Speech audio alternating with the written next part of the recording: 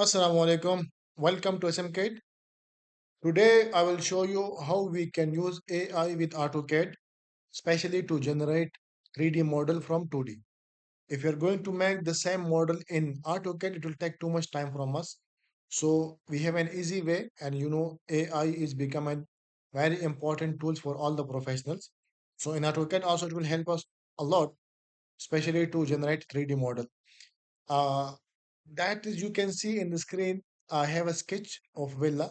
I take a screenshot from my AutoCAD file, and here I come to Google Gemini.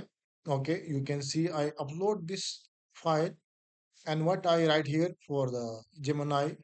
This is villa 2D layout of AutoCAD file. I want you to generate a realistic and professional 3D model or render for the same image. So you can see the result. How really it's amazing. This is the result which Google Gemini give me. That's really amazing and looks so realistic. Also, you can compare the same image with this. Okay, we have two. This is the dining hall, stairs, entrance. Okay, a living room, sitting area. All the things very small item that did not miss. And you can see also. Just I open it here.